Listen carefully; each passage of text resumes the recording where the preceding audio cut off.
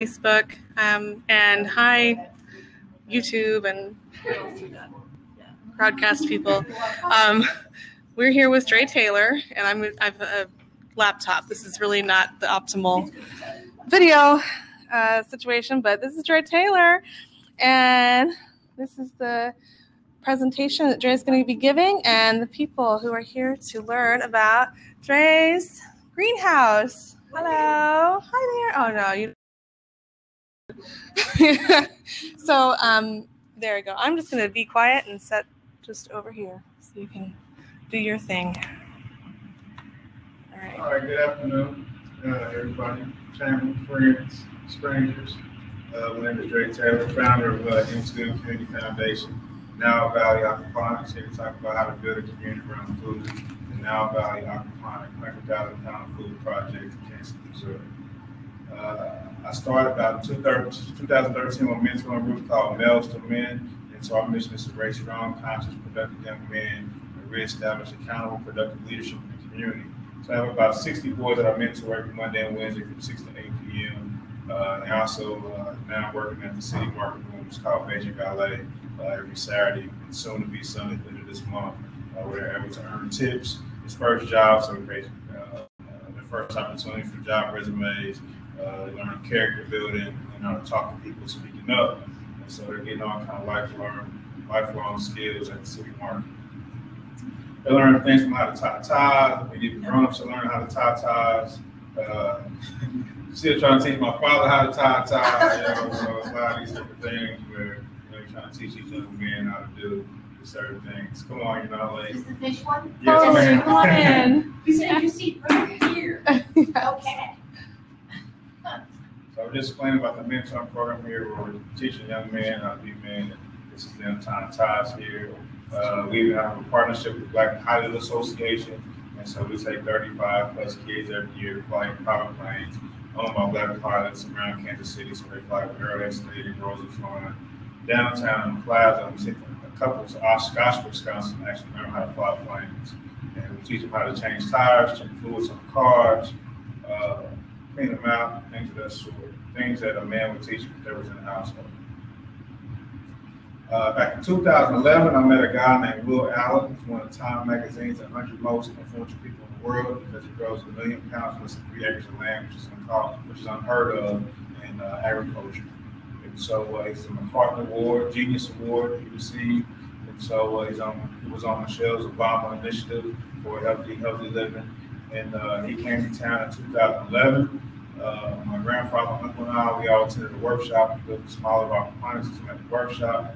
We all went home. We all each individually built our own little aquaponics system. So we've been doing it ever since 2011.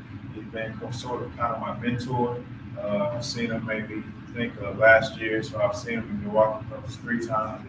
I talk to him every once in a while. He's a pretty busy man, one of Time Magazine's most influential people in the world. So that's pretty much how I started learning about aquaponics back in 2011.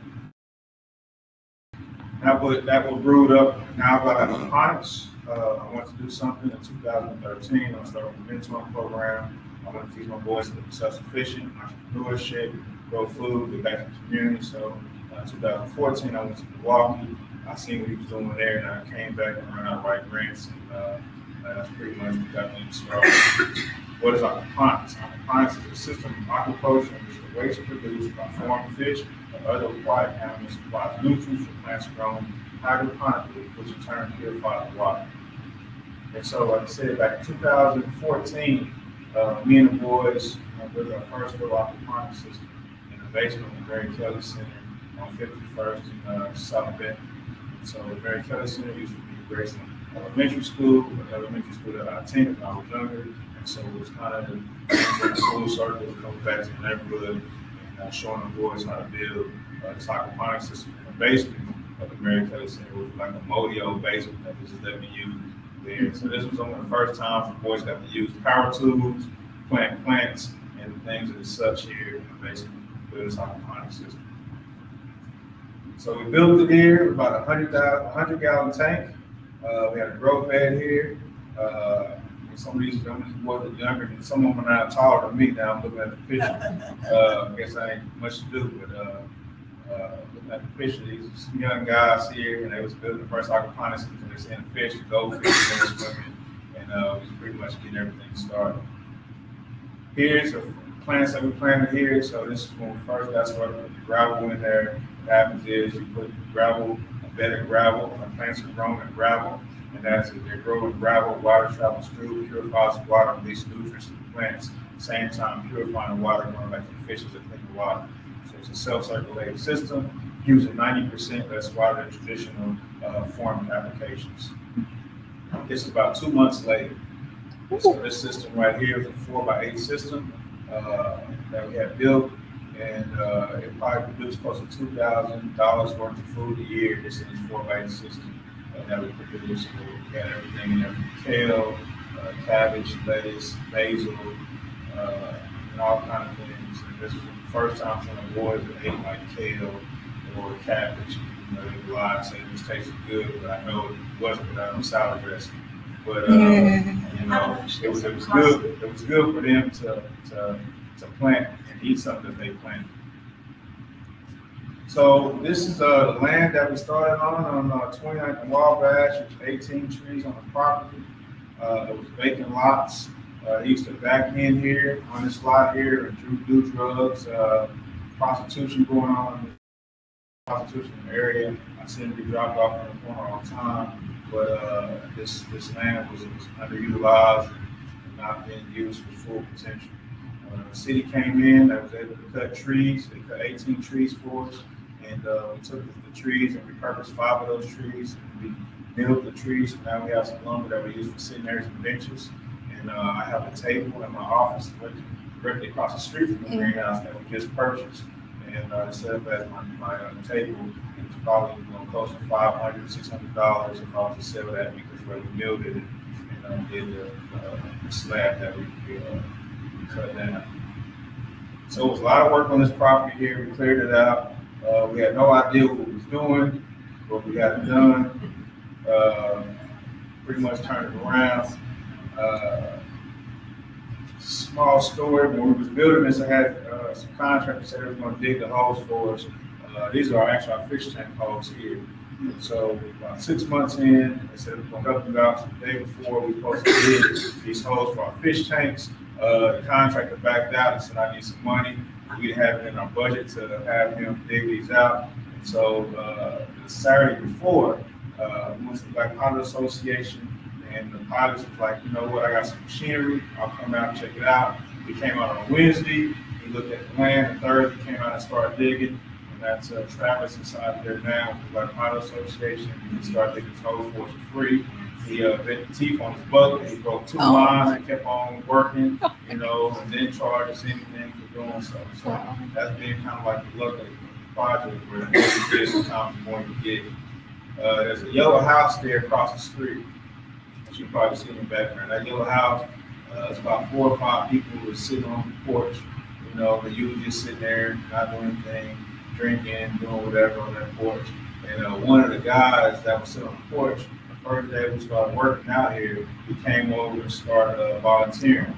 And volunteering, his friends were like, what are you going over there for? They're not paying you anything. Why are you doing this? But he said that I want to help out because his mother just passed. A couple of days earlier, he wanted to take his mind off his mother passing. And so as he worked, he continued to work, we was able to get some grant funds, we got some grant funds, and he was able to purchase a vehicle from that funding. So it's like economic development, it'll get no better than working across the street and able to support yourself, a project that you just come outside and be proud of whenever that you see work.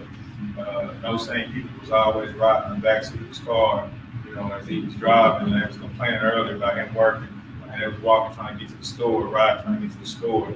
And so that was, you know, just a small story. I laugh every time, you know, when I'm out on the porch. This is the size of our fish tank here. We got 3 fish tanks. They're 6 feet deep, 4 foot wide. 2 of them are 120 feet long. So I got 2 20,000 gallon tanks, and I got 1 10,000 gallon tank. But one of the largest aquaponics systems in the country. It's probably about close to 10 or 15 commercially, I believe. But this is one of the most intensive ones in the country that I've seen. I've been around and seen a lot of it. So we have to do a lot of hand digging, probably about 3 weeks worth of hand digging. So we plan a little bit better, so we have to digging, but that's what happened. We didn't know what we were doing. There wasn't no blueprint at all. I just had an idea and I got it going. So these are my boys here, the mentoring. So this is something that they help build, and I always come back to it, so they help build that. A lot of times in the community, you don't see projects that you're a part of and say, you know, that's part, I'll help build that. So they come back 5, 10, 15 years and say, I helped get this thing started. Construction has there's low productivity. They move dirt from one end and put it back in the same spot. And so they do a lot of work with them out here, but you know, they have fun, and that's what it's about. It's about building community there. This is an overlook of the greenhouse. We had bought this greenhouse from Craigslist. First, we were going to do a 20 by 50 greenhouse, 20 by 70. Then I seen one online, it was 30 by 90. Then I went to Craigslist and I seen this greenhouse for like $3,100. It was 30 by 150 feet long. So we had some people go out and break it down. And when they broke it down, they brought it back to the greenhouse in pieces. And we sit there and look at those pieces for like 3 days, trying to figure out how to put it together with some purlins, Eve, all these other things that we didn't know. So we finally had sense to call somebody to help us build this thing. And so we was out there with Lim. We had Ocean didn't come out. As you can see in the middle, we have a ladder sitting on some wood over the thing. And so it was a pretty bad situation. So we made it unskilled, nobody getting hurt. So that was a learning experience. We all had a good time. Mm-hmm. So at the look of the lumber that went inside this, we had about $40,000 worth of lumber that went inside this greenhouse. And the story behind this lumber, we got the Home Depot and they dropped it off. They usually drop it off in the corner. So we had all this lumber sitting outside on the corner of 20th and Wabash. No one cares on 20th and Wabash. Or out here on 75th outside. We had $40,000 of lumber. Somebody's going to steal some lumber. Mm-hmm. We had not one board stolen. It's out there. Speaks to how much we build the community around before we got started. That was also unfortunate. The lady named Miss Mary that also sits outside. So nice. She watched everything, and everybody appreciated it and seeing support. So we had no incidents there or thus far. Anybody breaking into it, and that's always the first question. You know, what about security? You know, have any worry about security because we have an outside community guard that we beat up people. Yes. Supposed to, this was a look over I need to update this picture. It was the face of it. Since then, we changed the face of the greenhouse. We did a lot of curb appeal and grass in the front. We just moved all that grass, mulched it up, put a whole bunch of flowers in there a couple of weeks ago. And so this thing was totally different when we first got started. This is the community garden I'm speaking of outside of the fence. We have a free community garden. That's for people to come and get food and everyone get it. Neighbors come by, people get off the bus on Prospect, they walk down with plastic sacks, and put vegetables up. And so these are vegetables they might not be able to get at Aldi, which is like 10 blocks away. And that's about the closest grocery store. They're building one on 31st and Prospect now. That would be 2 blocks away from us, but they have access to these type of vegetables that they don't have access to in those stores. Usually what happens in the city, at these grocery stores, they have second and third tier type foods there. They go bad faster. Ugly food, they get it at a low discount rate. And so they have a shorter shelf life than those. If you go to Brookside or the park, you go to the store, so you can get something fresh, organically raised, we're not organic certified. We're growing in organic practices, and so these are healthy food that people can get and have a longer shelf life.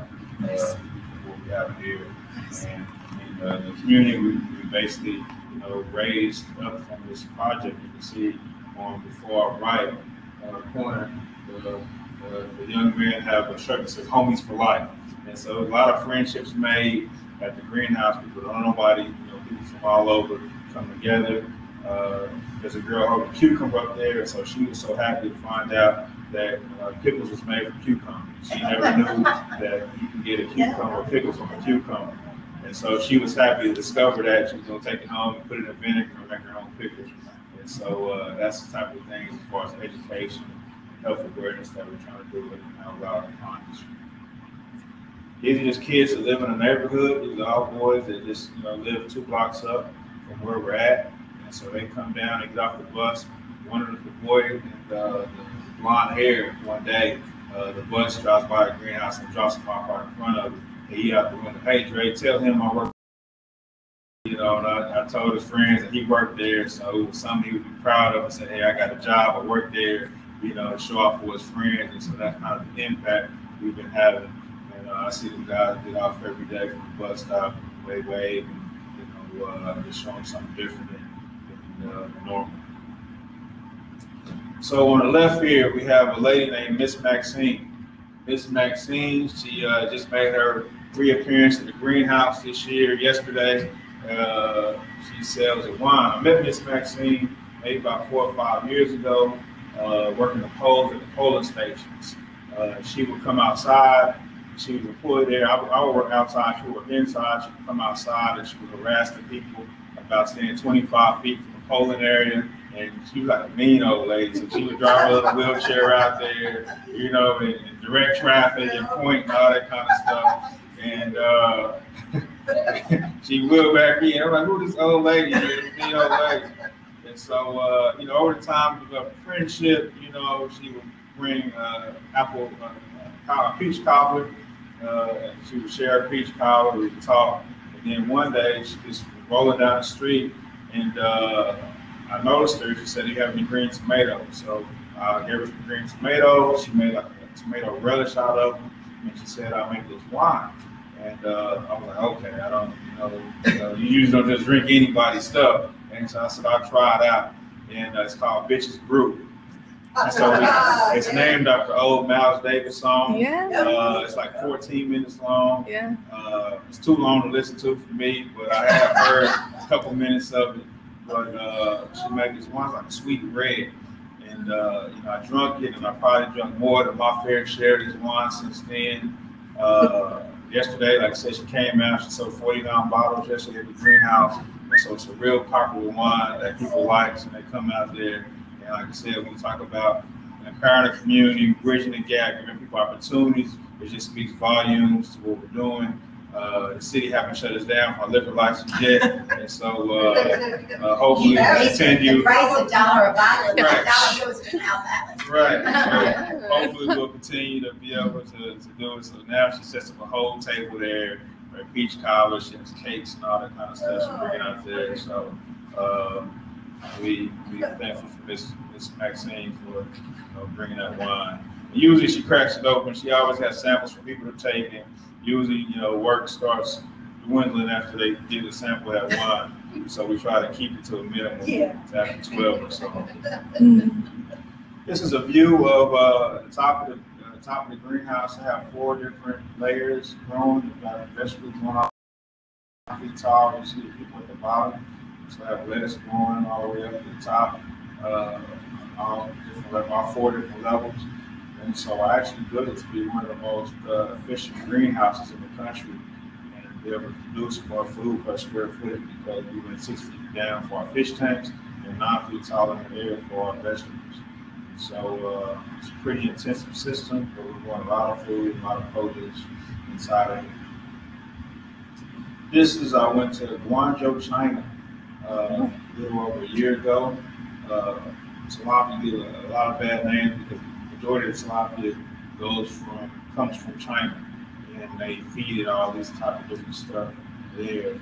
But in China, I learned about the black certified walrus. Well, I learned about it before, about 3 or 4 years ago. We was breeding actually in the basement of the Red Coast, and they have flies all around the basement. And they didn't know what was going on. They had flies flying down there, and they were just getting out, and I was just learning about down in the basement. But they're a supplement to our fish. So they're about 40% protein, 30% fat, and they have a natural antibiotic in that the medical industry uses for certain illnesses. And so they squeeze the insects for certain illnesses, juice out of for certain illnesses. And so this was the largest producer of black certified lager in the world. And so I actually got a chance to visit them and see how they do on the commercial scale. These are the insects here. They turn black when they're ready to turn into flies. And so you want to get them before they turn black because they have more of a high protein content. I mean, I tell you all the time, like we discussed it, Bob, like you eat fish, that fish eats worms, it's natural. So that's how I try to explain. That's one of my board members there. He always tells me to tell people that the camera adds 10 pounds. And so got to throw that in there. But they had bowling alley setups in the warehouses we went to. They went to a hog farm, had about 100,000 hogs at this farm. And they had to get rid of hog waste. You know, but hog waste, they go to the bathroom about 3 times as much as humans. So it's not only a problem in China, but it's a problem like a place like North Carolina where they have lakes and lakes of hog poops in these lakes because they have to discard it and they can't get it out. So sometimes when it rains, it floods, it gets in the water system, so it's a problem. For the compost, it takes usually about 6 months for that hog waste to compost. These insects are able to eat this hog waste in about 3 weeks time period. And so not only will they eat it in 3 weeks time period, they also make a compost that you can use for your garden. And so it serves two purposes, or 3 purposes. It gets rid of the hog waste, it makes compost, and then you have a feed for whatever animal. And so it decreases the rate, the piglets from mortality rate, decreases the mortality rate of piglets because of the natural antibiotic.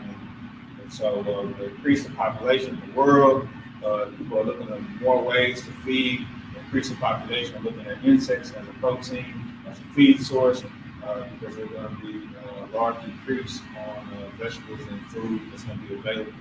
Right now, if you have commercially grown fish, it takes 2 fish out of the ocean to feed 1 fish commercially. So they're fishing out the oceans to feed fish commercially, which is not sustainable. So we're looking for alternative ways to feed these fish. And so that's why we're trying to get on a front-end scale of growing these insects and be as sustainable as possible, reducing the overall cost on fish feed, which is probably the majority cost when you're growing any kind of mountain fish with pigs, chickens, or whatever kind of culture you might be doing.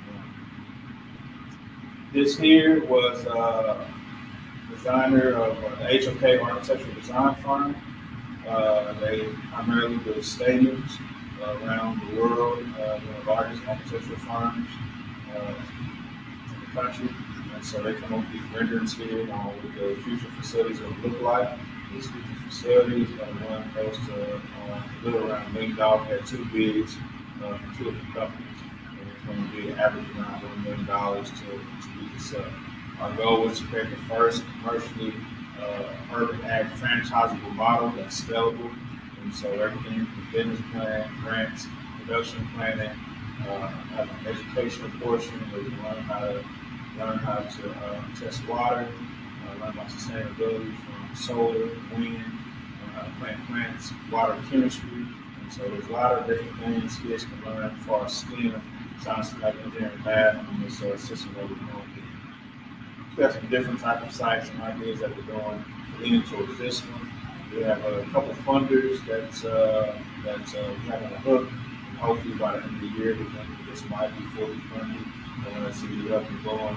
And so we have some other interesting partners as well to take us commercially. We have a couple opportunities in the Philippines with local governments, Cebu, Davao, and a couple other places, local governments are interested in not only this, but breeding insects well commercially there. So there's a private-public partnership that we're looking into to hopefully get this thing worked out. So it's a lot of work going into it. So we're looking to build more capacity and more funds and bring on some more people to help facilitate those conversations and get this thing built out. Some overview of the potential site. And so we will tear down the greenhouse structure that I showed you earlier, and we reboot this whole site. Even though it's like $1 million, I don't believe we're just putting in, close to $1 million in that facility area. I want to help revitalize the whole community. That's why we purchased the house across the street from the greenhouse. We painted it. We actually just pulled up the right of way on the street that we're on, and just mulched it all. Even though it's owned by the city, we didn't ask for nothing. We mulched it all up. and just trying to make everything look uniform, help the neighbors out, and do the maintenance for them as well. So we're not the same builders, $1 million facility and this $1,000 community. So we're trying to uplift the whole community and help them out as well. As we go, they'll go. This will be a pond inside where some kids can actually fish inside of the greenhouse. So we have fruit trees like bananas and oranges. We want to have there, so we have an attraction. So whether it's 20 degrees outside or 100 degrees outside, kids can come inside and actually learn how to fish inside of the greenhouse. We have a walking space, and it's a wind turbine. I don't know if you see what it's doing because of the height requirements to use a wind turbine and follow neighbors' houses, so they have certain restrictions.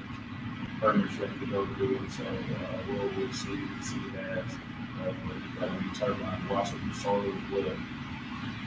We'll have sitting areas, and you see in the background there's a market, so that's where that an indoor-outdoor event space, so we can form a table dinner, so the food that we have, we can actually eat some of the food that we serve, and be able to do fundraisers inside of there, and we basically just come and get away from where we're at on the property there, just get away from all the noise and everyday hustle and bustle.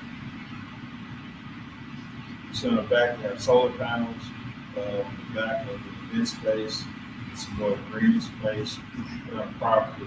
We're just trying to create a whole urban ag scene that you can put in kind of mixed-use developments, new subdivisions, and all the kind of applications that you can think of that. And all nonprofits, for-profits, and co-ops, things of this sort.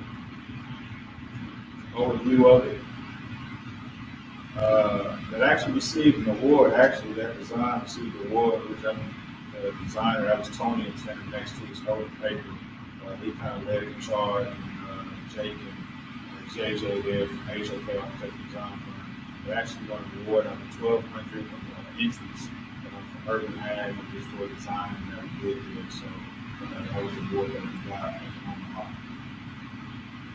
So people always ask, where do I get, where's my background? Is background in agriculture? I got a background in farming. I don't have a background necessarily in farming. I went to school for communication and really didn't learn that there. But my grandmother, this is my great grandmother. Her name was Florence Brown. We called her Granny Goose. And so Granny Goose here. This was age, she had that hood, that was age 97 before she passed. So she lives at age 97. And this is pretty much how, I think how I got started. I have other family from Arkansas, Talet. They used to go there as a kid, used to feed the cows and all that kind of stuff and see them. So I was amused as a kid. I used to visit the cows, and I was getting, my cousins always tell me, remember you was this tall and that's all you want to do was feed the cows, and I was always impressed by that. And so I think that's pretty much where it got initiated. But my great grandmother here, she was a sharecropper in Jackson, Mississippi. And so she left Jackson, Mississippi in the 30s because of the climate there. She really didn't like to talk about why she actually left at age 16. And so she moved to St. Louis. And she moved to St. Louis for a 5% raise or 5 cent raise, at the time, because that wasn't a lot. It was a lot back then, but looking back, it seemed like a lot. Mm-hmm. So she went to St. Louis, and then she moved from St. Louis to LA in the 50s. And so she grew up in South Central LA, and there's where she continued to garden. And so she pretty much been farming her whole life. She was a sharecropper, so she pretty much been farming her whole life.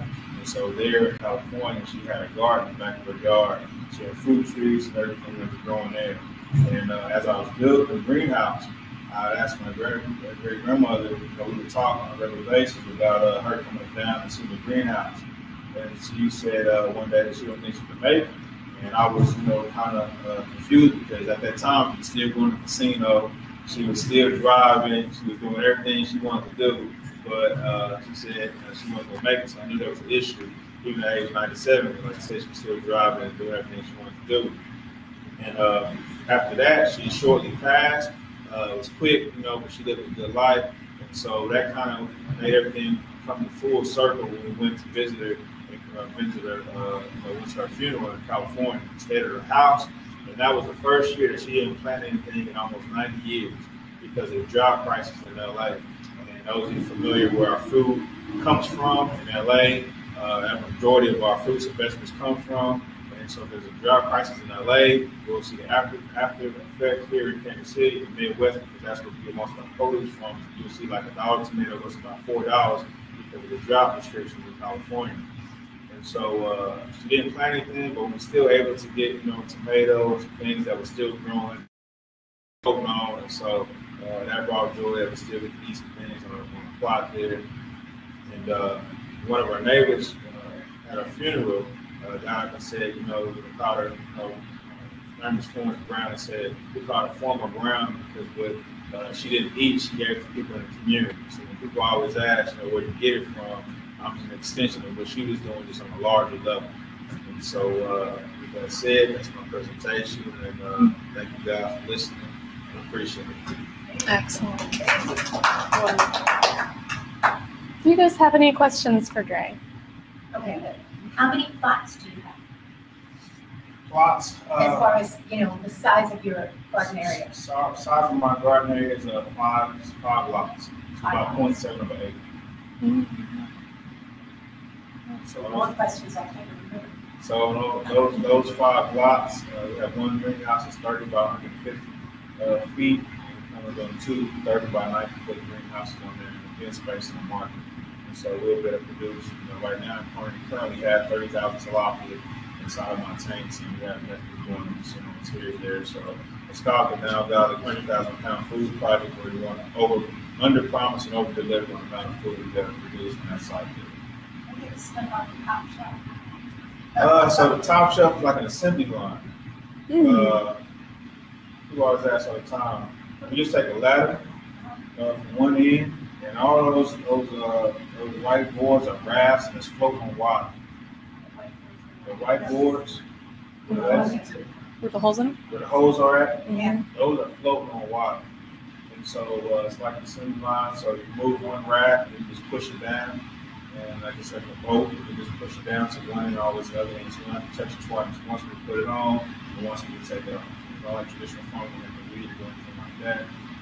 Pretty much sit it in there and just start to grow as time goes on. And we can move the trays in. As they go down. Yep. What tray is solid water? No gravel in those beds right there. There's gravel all over the bed underneath is gravel. And the rest of the beds are water. Nice. So there's 4? Yeah, the fish tanks are 6 feet deep, 4 feet wide. That one right there is 54 feet long, and the 2 to the left is 120 feet long. It's a 20,000 gallon tank, and that's about a 10,000 gallon tank. Nice. Oh, actually, yeah, I should probably kind of barge in on this part because we're going to have I'm going to do this. We're going to have a tour. Ray has allowed us to sign up for a tour. On, I think the time is 4 o'clock. Is this correct? Am I thinking that correct? On Saturday? That is on a Saturday. And yeah, it's at 4 o'clock. That's actually right after that. The May 19th is a work day. So we'll have a work day that morning. We'll be working from 10 to about 3. And that's over in Gregory Ridge near, I'm going to ask you about your new project. Okay. But then at 4 o'clock, we're going to go over and do a tour. And then after that, Greenworks KC is actually having a fly, like get to know your flies, get to know your insects, kind of a party. And I think that's at 5. So we got a busy afternoon plan for me and my kids. We're going to be, having fun doing all sorts. I hope we have energy. This is 2,900 Wabash. Great. 6 foot of 109. Yeah. And then that's the 19th. You have another project that's kind of down the street from where we're working, near the Kansas City Community Gardens, behind that off-leash dog park. Is that right? Yeah. Where that is? About 2 years ago, I posted something online about how to use vacant lots, and I had a list of 10 different things on there. and all of a sudden I had like 1,000 likes, 800 shares, and all of a sudden I was in charge of the food co-op. And so, as if I'd have more things to do with my time, I seen the interest of the people who want to be involved in the co-op. And so I called a meeting, and 2 weeks later, we had over 200 people show up for that meeting. And that was kind of crazy to see so many people show up for a meeting. And then we had another meeting, the following month. We had a little under 200 people show up. So with that pretty much spurred the development of Kansas State Reform Co-op, where we just part of the city. It was a long process. We were supposed to plan it last year, but working with the city is slow. It's all process. But now, we worked through it, and we finally got our trees planted in one of the largest urban food orchards in the country, in Swope Park, right behind the dog park. And so we planted close to 200 fruit trees. Yesterday, we planted 300 feet of blackberries, raspberries, and fig trees. And we also did 20 trees for a grazing orchard. And so, the next 15, 20 years, there was close to 1 million pounds of food, and we don't even know, and so that's one thing, we grow food, we don't know who's going to eat the food that you grow. So, in the community, you have more access to, the gun. You can ask somebody where you're getting food from. It's not too many places. It's stuff a lot of people, but we're trying to change that whole model where we have access to some healthy food inside the community. And this is just something. This is phase one.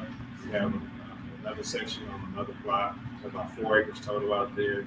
So we're trying to figure out if we want to put some greenhouses. So if I get the greenhouses built on this new project on Wabash, we'll tear this down, probably put this greenhouse out there, probably put more greenhouses, some beehive and things of that nature out there at the land right there off Gregory at behind the dog park in Swope Park. So, is that open to the public there?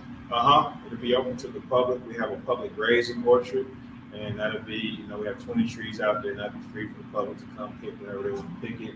But then the rest of it is pretty much fenced off from the deer. So we have individual fences for the public grazing orchard. Then we have another portion fenced in.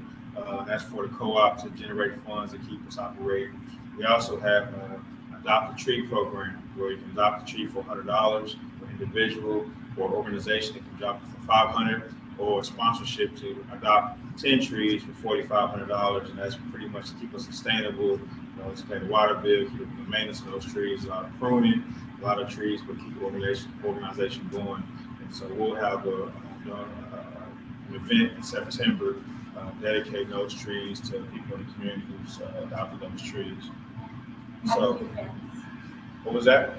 How did you fence for you? We have a concrete strip, and our fence is probably 8 feet tall, I believe. It's pretty tall. I know it's taller than 6 feet. And so pretty much if you see the dog park fence, where it is, it's black fencing, vinyl coated fencing. So it's a nice fence, and it's fenced all around the area where the trees are actually located right now. Okay, as a person who deals with deer, I'm going to teach you something. Deer can jump a 6-foot fence. Right. What they do not like is a double fence. So if you take a second fence and put it 3 feet inside that first fence, or 3 feet outside that first fence, they'll see those two fences. They cannot judge that distance, so they won't jump. Yeah, our fence is 8 feet. 8 feet. So they can deer jump 8 feet? Oh, yes. 8 feet? Oh, 8 feet? How many times are we going to say that? They're like, seriously? Waiting for a different answer. Trust me, if they want something and if they're hungry, they will go. Oh my gosh. I have had them eat so much stuff at our farm. It is unbelievable. And I had an old farmer tell me that. He said, take your fence and double it. I said, what do you mean double it? He said, yourself about a path of about 3 feet so you can get your equipment, whatever you want to through, and just make yourself like a runway. And he said that deer will see 2 fences, they can't tell how far apart they are, and they will not jump. Okay. And I have not had a deer issue with anything I've grown since then. So actually not in the Ozarks. I did a USDA feasibility study on a co-op when I was living in the Ozarks. So part of the research on that was going to Kentucky and seeing a guy who he had a CSA. He had a lot of customers and was providing stuff for CSA. Well, they had to do the same thing. They actually put chicken wire over their growing area in one area because the deer had jumped, and it was like really high up, and they still had to put chicken wire over it. Food for thought. Doesn't even have to be a cheap thing. Go get that orange rolly stuff. It comes in green, so it looks nicer than orange. Just get that green nylon rolly stuff. But only if the city approves it, right? Because you got to do everything the city approves. If you put it on the inside of the pretty fence, I don't think they'll say anything. Because from the outside, they'll see the pretty fence. We'll see how it goes. So we'll be out there monitoring that fence. Like I said, working on Gibbon Road. We have to teach the city too. Yeah, working. I can teach the city. I'm community development. I can teach the city. And we're working with Gibbon Road out there, the Kansas Community Gardens, and that was a suggestion on the fencing for the trees and stuff. If we see any problem, we're thinking about Ben doesn't know about you. Thinking about electric. See, I know that area, like around the Gregory Ridge, and there are deer like all over the place. So how can they not know about deer? Because they don't have stuff like that to deal with, because they're kind of isolated. Oh, okay. With all the open space and stuff like that. Okay. But we have them. I have them coming in my backyard. I've had deer walking across the street, and the kids will look at me like, I said, yeah, that was the deer that just walked across the street. Look at Jake's one. Because they come down and say, well, my goodness. We're more than welcome to come out. Yes. To the park and see what we have going out there. And are you going to work with the guys down in Marlboro? With their aquaponics? Is that the neighborhood coalition down there that's doing that? No, I've seen it. I've seen it from the outside. I drove past it one day, but I'm not sure. No, it's not started. Okay. There's a group down there that wants to start one. They do have a project though down there they're doing a bunch down there in that area. But they just got a lot from the city. So here's the other thing. Like, I get this question all the time, actually. Are you working with so-and-so that's doing the similar thing to what you're doing? And, we know about each other. Like, we efforts that are doing this kind of thing. But I don't know if it's different for you. But we love working with people. But sometimes just the area that you're working in is different than the area the other person's working in. And they have different, insights about what works better in the area they're in. So it's nice to see each other every once in a while, but there's so much work to do. Sometimes it's better to just focus on what you're doing where you are. I don't know if you would agree with that. Because I'm board chair of a neighborhood, but I go to 5 different neighborhood associations. Oh. Because we try and keep up with each other, and if something comes up, that way I can go out to Center City, or I can go out to Seven Oaks, or I can go out to whatever and go, you got to be kidding, we tried that, it didn't work. And they're like, oh, okay, well, we've already made plans. What went bad so that we can try and avoid that, because we've already planned this. Okay. And they're still going to do what they want to do, but you can give them a little insight and then back up and let them do what they want. What are your thoughts on all of that? Pretty spread thin. Yeah. Boys I mentor Monday and Wednesday at the city market Saturday and Sunday. Co-op. I have the greenhouse. Pretty much busy. The city market. Yeah, doing basic ballet. I snared one morning, and he was kind of like, I was like, can I hold it? This is green lights, we do anything I want. Right. He just kind of looked at me and said, girl. So, working with boys down there, so I'm pretty spread thin on a lot of stuff I'm doing. So, there's other groups that come out there that help out and volunteer. I have a lot of volunteers come out there, so I always just tell our branches about how to work for that opportunity. Volunteer hours in different organizations come out there, so we pretty much are focused in on what we're trying to do now, as opposed to spreading ourselves out to be aware about other projects and what we're doing, about my inside task force, talks like this and meetings. But as far as working with the group directly, we pretty much have, all these different organizations that's within our organization doing some different things kind of collaborative. What is, when you say volunteer, like time during the day or something, like just afternoons? Usually Saturdays from 10 to 4. So big volunteer days, but you can spend your time throughout the week to volunteer. You have to call and schedule. Sometimes you have to organize and see what you're going to be doing there. Anything later? Later in the evenings it's tough. Like I said, Monday and Wednesdays, that's when we mentor our boys from 6 to 8. And so we're there. Yeah. Tuesday and Thursdays is kind of tough. We have like 3 people on staff now, and so they're off after 5 o'clock. So we have so much keeping up until right now. Utilities probably average about $1,000 for our electricity a month, which isn't high compared to what we're actually doing on the greenhouse. Our water bill is probably the highest. It's probably close to $500 a month around there. So wait till you get your main bill. Oh, no. Right, so it's not too bad compared to what we're doing. The intensity of what we're doing. So You can recycle a lot of that water. yeah, so what we're doing now is we're starting a new venture with our boys where our water, we had our water testing in the University of Missouri. It's high in nitrogen, high in ammonia. So we're going to sell that as fertilizer. So you'll see the boys down there selling that water as fertilizer for the plants. And our fish is actually working more dead than alive. If we make our own fish emulsion, we're selling that fish emulsion for up to $40 a gallon. And so we'll take some testing down at the University of Missouri. We'll take about 4 or 5 samples to test and see exactly what's in that fish emulsion. Add it into our other fertilized water.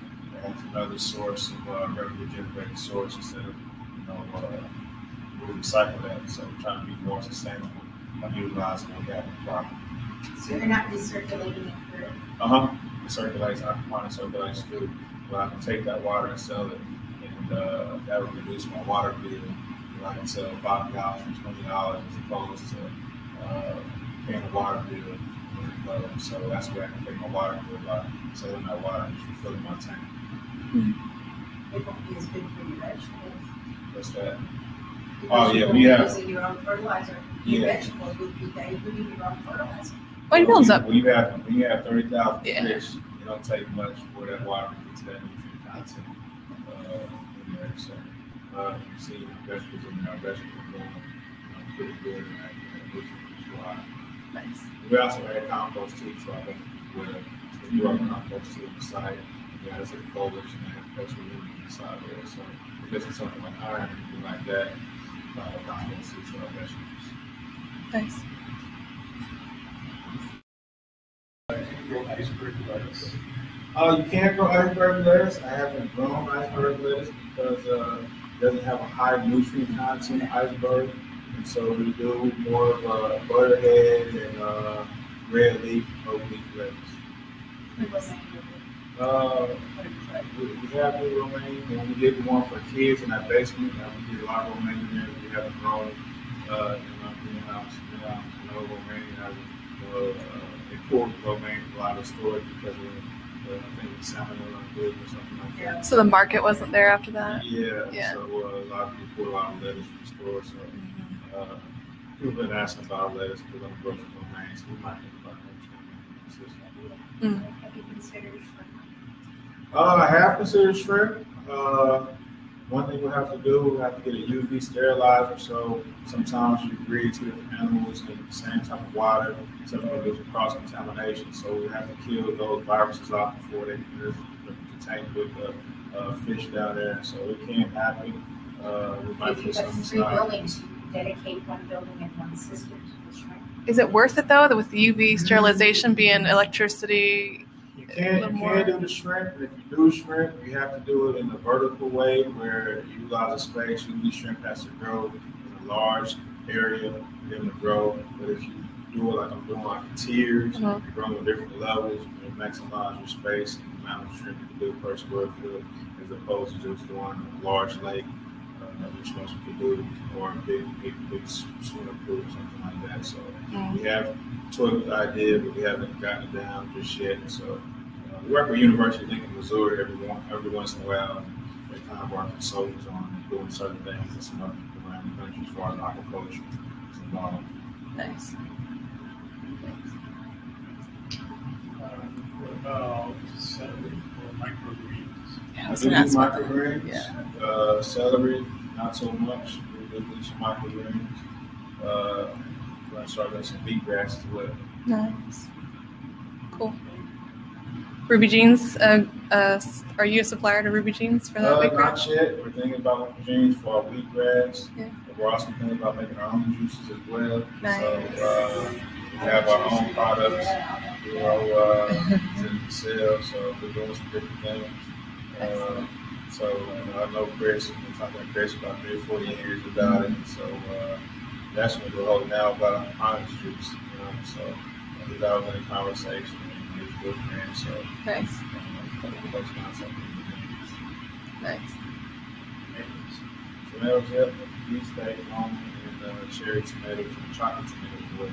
Nice. No, you can't do root crops. We have a different type of lighting. We have basic T5 shop lightings, T5, T8. Anytime you do root crops, you do like a fruit lap to do it. So we don't have any food lamps inside of our aquaponics system. Most of our food crops are actually outside the greenhouse that we grow that season outside, not the thing we grow inside the aquaponics system. We can see some of the varieties. Mm-hmm. Yeah, most of our stuff is that we get from either planters or giant seeds.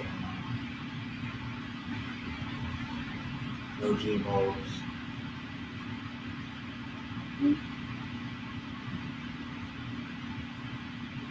Monitoring the fish, make sure that they have the secret weather.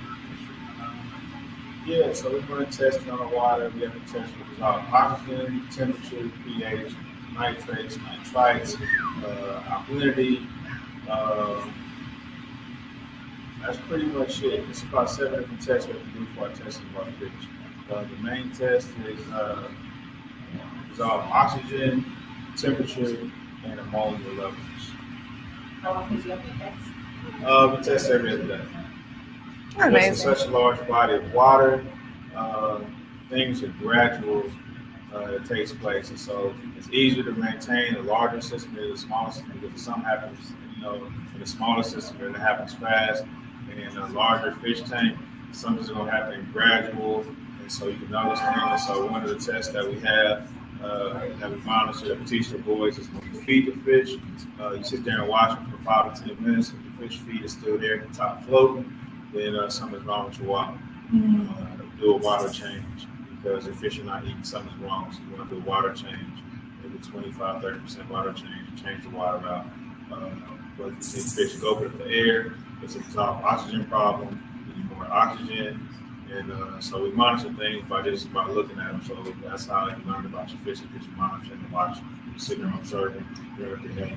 If they're feeding them and they're going right at the surface, eating on feed, then the fish are doing good and they're healthy. So I was monitoring the fish when you feed them, and that's how you tell if something's wrong with your water or not. Yes, all that test is pretty much by hand, little chemistry cell, shaking it, put it under light. You have one dissolved oxygen tested, so put it in there, that's digital. Pretty much all by hand. And how many jobs are you providing for your community while doing this? So we have 3 people on full time. We hired 2 more people. We have a couple, about 2 or 3 boys that play around the corner. They come out every day and they work. Probably some of my best workers that I've probably seen. They outdo some men, grown men. They come in and they work hard, and we pay them to do different stuff around the greenhouse. But up to date, how many people have probably been paid at the greenhouse? I would say over 60 or so. Wow. A lot of contractors come in doing different work. And So sometimes somebody like, I need $50 done to work. So there's always some work to be done. So we're paying whatever work needs to be done. That's just how it is. There's some work that needs to be done, and move on. So short term and long term. So I just opportunities there. So do you have like a summer program that's stipend for your kids? Stipend, we're going to start a summer program. We're in the greenhouse, so those working, they'll be doing some work there. So those who live around the corner, they'll have first day they're working there. So they'll be in the greenhouse this summer, along with the city monitor and fertilizer. So we identify which ones can work and which ones can't. So the ones who take it serious, each one who's entrepreneurs, the one who's hard working, that's who we put do certain things. Yes.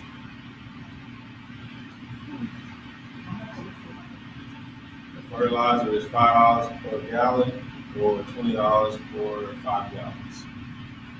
So like I said, high nitrogen, like ammonia, so it's good for greening the grass or the plants. But you want to judge? We have our own jug, but you can bring a jug if you want to recycle and save the community. You do lots of plastic. Yeah, my God, great. Yes. I have a Keurig.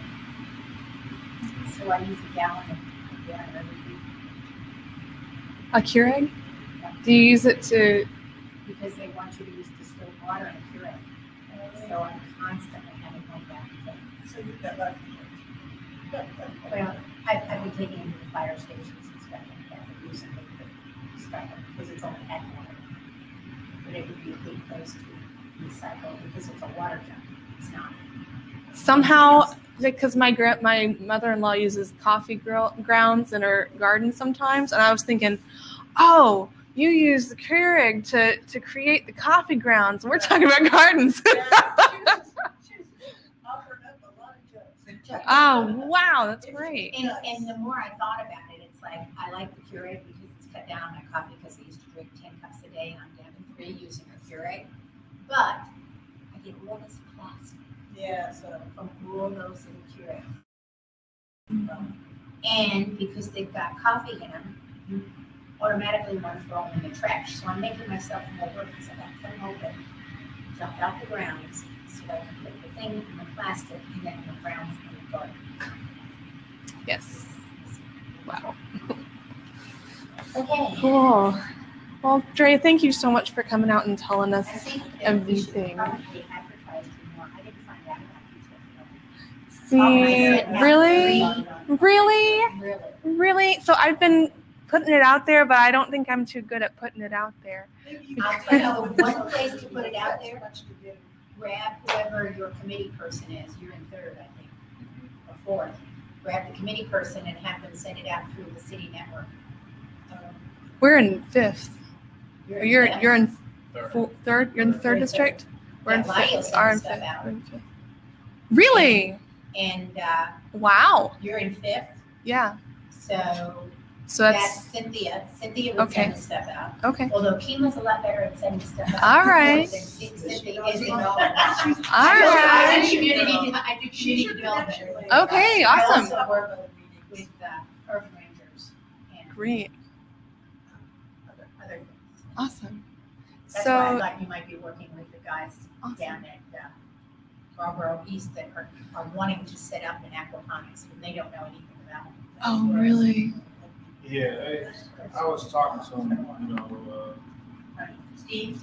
a couple months ago, the charge of Marlboro. Oh, the Italian guy. The No, Oh. it's a lady. Oh, Association. is that Brenda? Brenda. Yeah. Brenda, yeah. We was talking about doing something. Well, Steve got lots, and they're in the process of clearing them. Mm. He only got them, I think, last month or maybe the month before. Mm. It's hard to get the city to give up lots. What? Lots. What? No. For permanent, not for borrow, but for permanent. No. Really? No.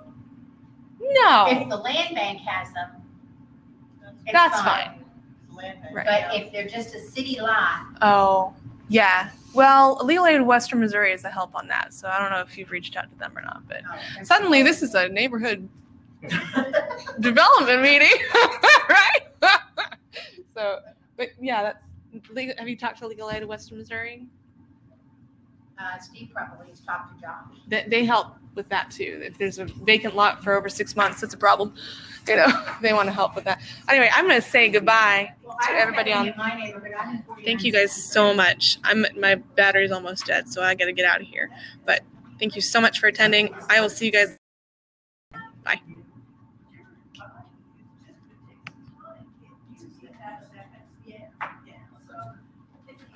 There we go.